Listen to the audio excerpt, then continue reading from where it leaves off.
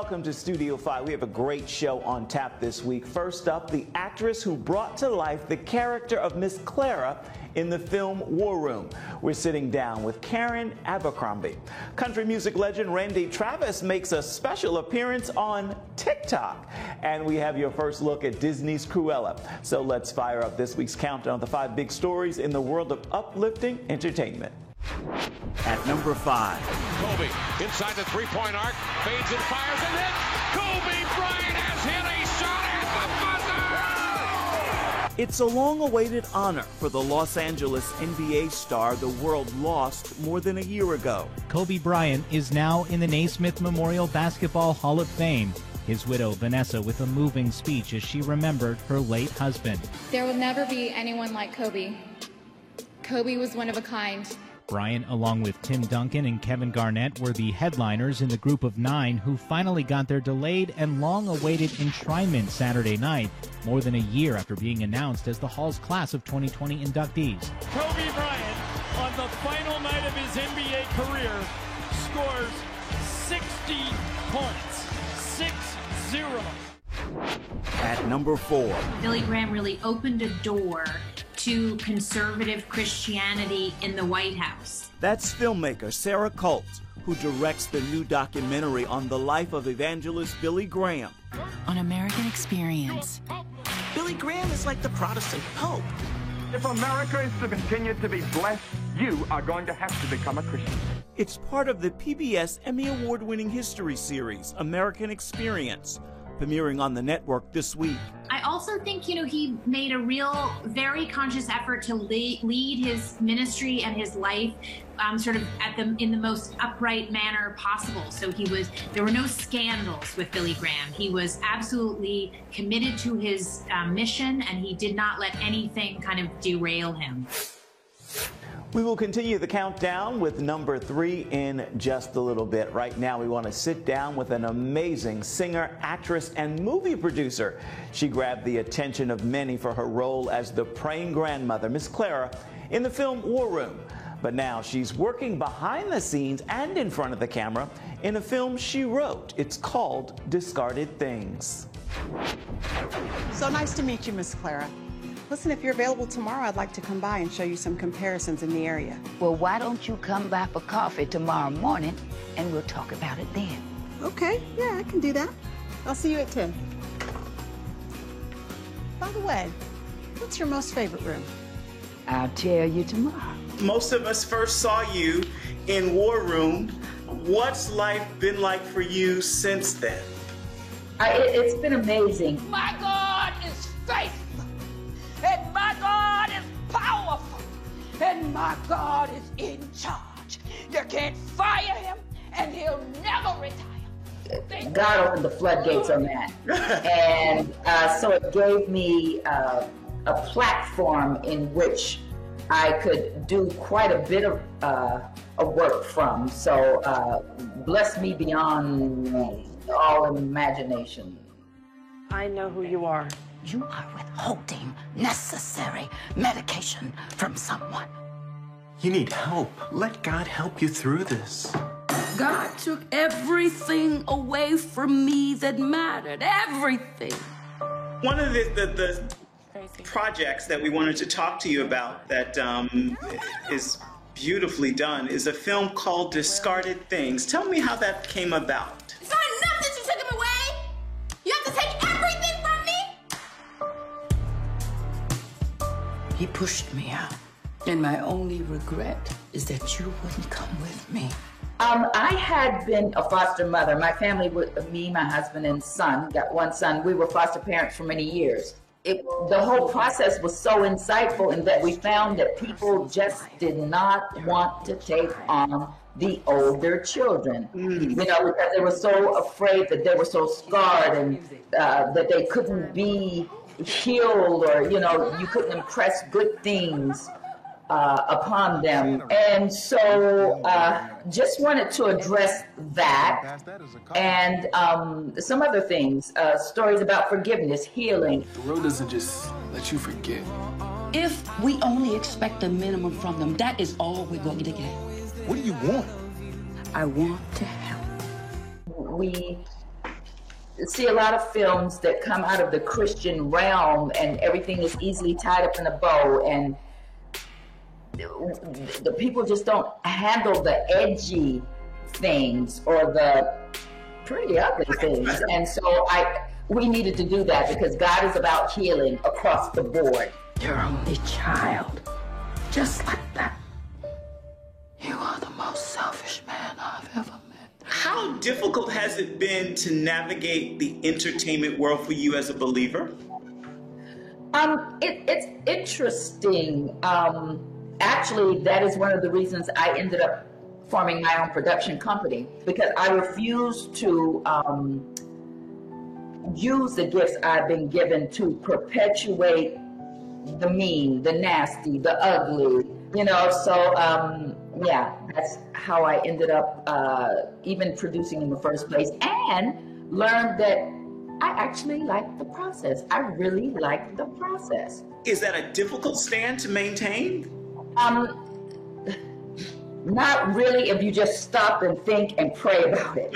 The money's not coming in, or the jobs are not coming in. You stop and you think and you're like, well, if well, maybe, well, and then I pray and stop and say, I can't do this, but oh my gosh. Back in the day, I would have. What first drew you to entertainment and acting? What happened? I've just always been very, very creative. And as a young girl, I participated in the elementary plays and junior high school. And then it came to, okay, you're going to have to make a decision. What are you going to do with your life? And I'm thinking, okay, you got to do something safe. So I was thinking, psychologist, wow. English minor. But I'm telling you, every time I had some free time, I was trying to audition for somebody's play. I left college in Pittsburgh, auditioned for a school in New York City, and off I went. Because that is my passion, it is my strength, and that is how God uses me to minister. Stop believing the lies that this is all that there is. You stand up and fight. Stand up and fight for yourself. I don't know if this is what you want me to do, God. Please give me the strength. Discarded Things is available right now. It is streaming on the PureFlix platform. Still ahead, here on Studio 5. I'm a man of means by no means. King of the road. This country music legend makes a viral splash on TikTok. We'll explain when we come back. Life. It's meant to be lived fully. Jesus said it. I came to give you life. Life to the fullest. Life in your family. Life in your finances. Life in your body, mind, and spirit. Life in your everyday.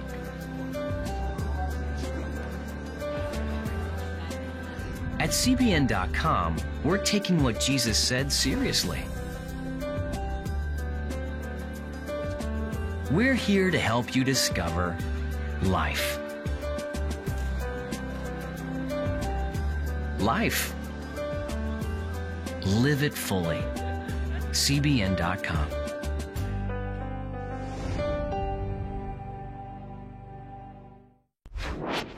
At number 3. The first time he sent me 3 tracks, I hadn't heard anything since the studio, and I about had to pull my truck over. I was about to tear up. Country music's Alan Jackson shares stories of faith and family in his first new album in 6 years. He told Yahoo Music he didn't really feel much like writing music after losing his mother in 2017 and then his son-in-law in 2018, and then came the coronavirus. The project is called Where Have You Gone? And one stirring song is in memory of his mother. It also features the audio of her voice reading the Bible. And lo, the angel of the Lord came upon them, and the glory of the Lord shone around about them. The morning light was soft and low. At number 2. Budding country artist Alexandra Kay posted this video. My love is deeper than the holler. Singing legend Randy Travis's Deeper Than the Holler on TikTok, and it went viral. So viral, the singer himself picked it up and reacted to it, and Kay couldn't believe it. I just pulled in my driveway and I checked my TikTok and I saw everybody was tagging me. And when you see like a bunch of tags, you're like, oh, okay, a big creator shared your video of some sort. So I clicked on it and I saw it was Randy Travis, and I literally was like, I just sat in silence for like 10 minutes. Welcome back to Studio 5 with that viral video, courtesy of a little support from country music legend Randy Travis. We thought it was only fitting this week to dig into the Studio 5 archives for a look back at our conversation with the country music singer in Nashville at the Grand Ole Opry. There are 3 wooden crosses on the right side of the highway. Here at Nashville's Grand Ole Opry, you might say Randy Travis's voice still lingers on stage and in the walls backstage, where we find Randy and his wife Mary admiring his many photographs with country music friends. That preacher whispered, can't you see the promised land? As he lay his bloodstained Bible in that hooker's hand. A lot begins here at the Grand Ole Opry, so what's it like coming back each time? Good. Yeah. Home. Yeah. It's like coming home. Randy's at his music home celebrating his 60th birthday, roughly 6 years after being in a coma and suffering a stroke that nearly killed him. It was Randy's decision to not pull the plug and to continue, and you share that in the story, so he can't tell you, I want to live. But what happens that gives you the sign that, yeah, I'm going to fight? Yeah, well, I was going to fight because he was going to fight. And we were both going to fight because God was still fighting for us. And he's the final say. I went to his bedside and I knew what the doctors had told me, and that was that we can't save him, we can't do anything else, you just need to pull the plug. That was what the typical medical journal would tell you. What I tell the world is God doesn't read medical files. He's not interested. So I went to his bedside and I said, honey, baby, you got to let me know if you want to keep fighting. And he gave me the answer I needed. He squeezed my hand, and we hadn't gotten anything out of him as far as movement or responses for days.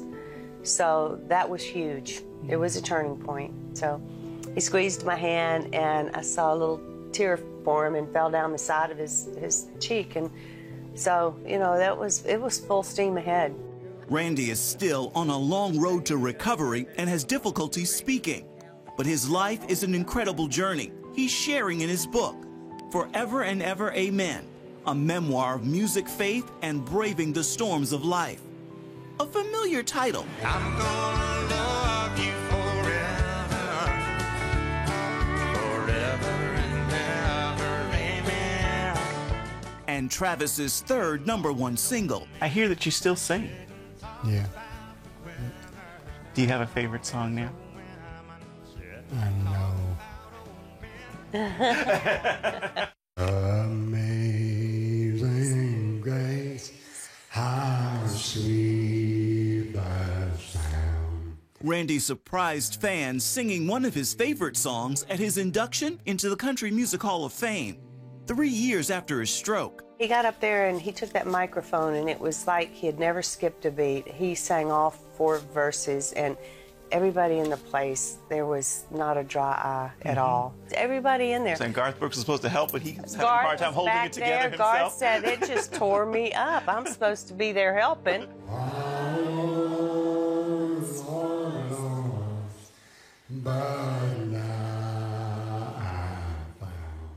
Amazing Grace is one of Randy's favorite songs because it's a grace he's received in his toughest times, including that infamous arrest in 2012 and a bitter divorce battle.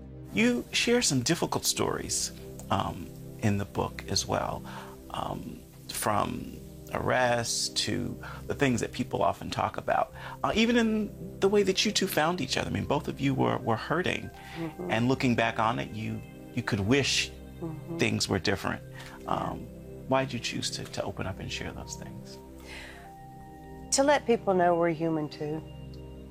I mean, Randy's fame and fortune, but he wants people to know, as I do, we're still real people, and we still have hurts and pains and disappointments, and we still have the challenges that everybody else has. With challenges, smiles still come easy for Randy Travis, especially as we travel down memory lane from the pages of his memoir. So your brother grows marijuana and the horse eats it? Yep. Yep.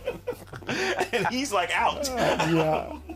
Out. And then another one you share, you get into an argument with your dad and you actually run and hide in the woods for like 2 days. Yep. Yep. How do you survive? I don't know. You drop out of school in 8th grade. My favorite story is this, though.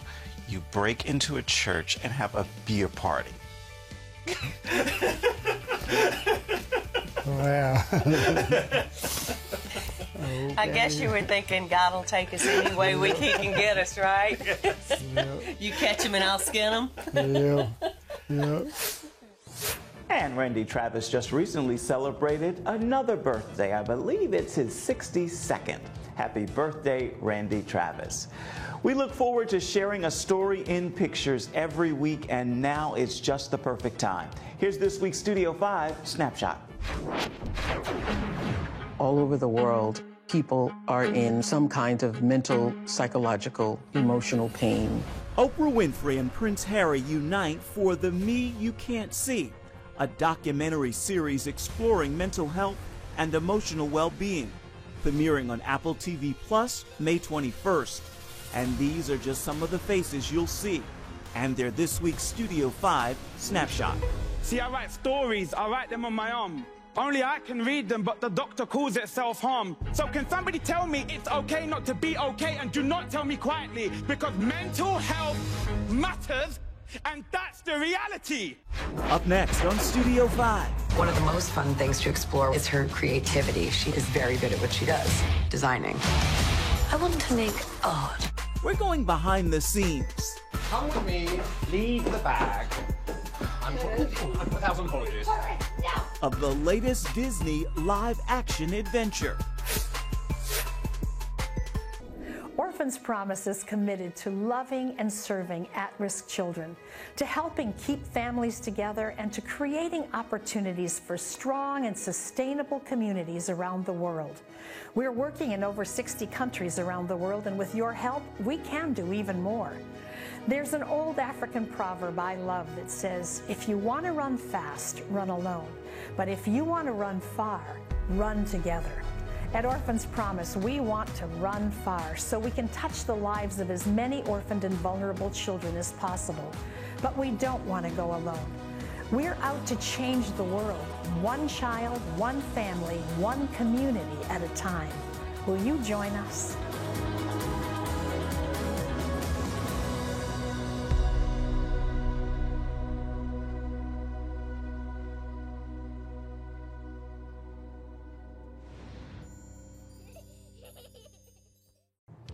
Welcome back to Studio 5. Cruella is a mean, rude, and unforgettable figure in Disney's 101 Dalmatians. But how did she get that way? Set in the 1970s London, Disney's live-action Cruella aims to show us exactly how a clever and creative girl, determined to make a name for herself, ends up the villain we all love to hate. Let me give you some advice. You can't care about anyone else. Everyone else is an obstacle. You care what an obstacle wants or feels, you're dead.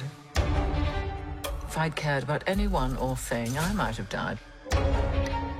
You have the talent. Whether you have the killer instinct is the big question. Playing the two sides of Cruella, Estella and Cruella. How much of Cruella is in Estella and how much of Estella is in Cruella. From the very beginning, I realized I saw the world differently than everyone else. That didn't sit well with some people. But I wasn't for everyone. I guess they were always scared that I'd be a psycho. It's one thing to read it on the page, but it's another to really try to do it day in and day out. But a new day brings new opportunities. And I was ready to make a statement. It's the personification of those two sides of her hair. You know, there's kind of like the dark and the light. How does the saying go? I am woman, hear me roar. As we know, Cruella DeVille is pretty villainous. In this film, we get to see how she became the villain we know today. We're on! The story is wholly original in a different time period, being in the late 70s. You have that glint in your eye. What glint? One of the most fun things to explore is her creativity. She is very good at what she does, designing. I want to make art. Once you put this wild black and white hair and this incredible makeup and these completely unique costumes on, you feel like Cruella DeVille. The villains are always kind of the fun ones. I'm starting to remember. You have a bit of an extreme side. Very fast-paced, very fun. I'm just getting started, darling. It was so cool. It was so cool to see, you know, people that talented bring her to life in that way. And me get to just sit there and have this hair and makeup and these clothes put on me. It was, felt very lucky.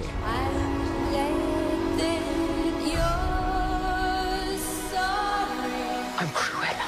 I just hope it's a real blast for people. Cruella is in theaters and streaming to Disney Plus next weekend. Well, we have made it to the final headline in this week's countdown of the 5 big stories in uplifting entertainment. At number 1. This town is weird. It's just different here than what we're used to. Yeah, real different. I know this move's been hard for you. It's been hard for your dad, too. He's just stressed about me. I always thought the Waterman was just something grown-ups told kids to keep them from sneaking off into the woods. No one knows where to find him. Actor David Oyelowo makes his directorial debut with the film The Waterman, inspired by films like Spielberg's E.T. Yes, but I'm still gonna need money to buy supplies. Supplies for what?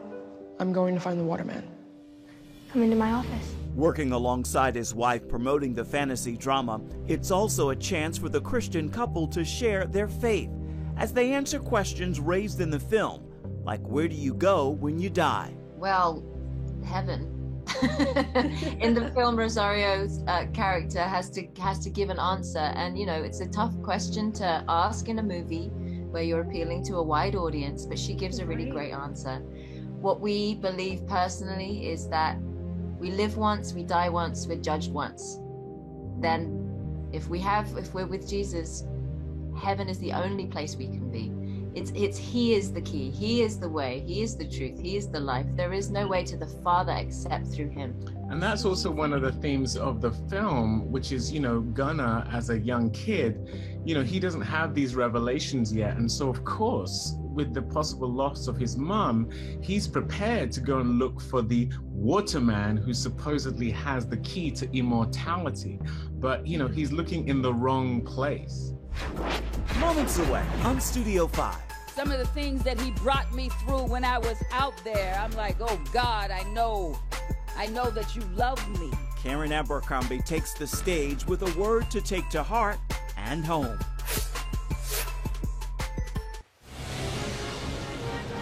Woohoo! Hi, Superbook fans. Here's something else you'll love. It's the new Superbook Bible app. It's packed with games, activities, and Superbook episodes that you can watch for free. Oh no! There's trivia, a fun daily devotional, and answers to your Bible questions. Plus, an easy-to-understand Bible the whole family will enjoy. You can even create your own Superbook character.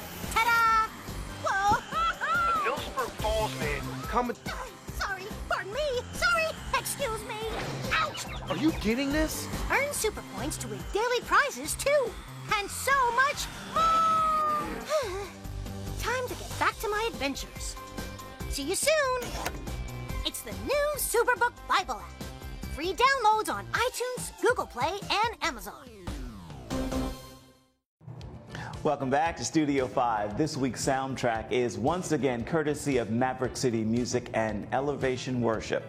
Just sample Joel Barnes and Million Little Miracles. It's what's playing in my ear.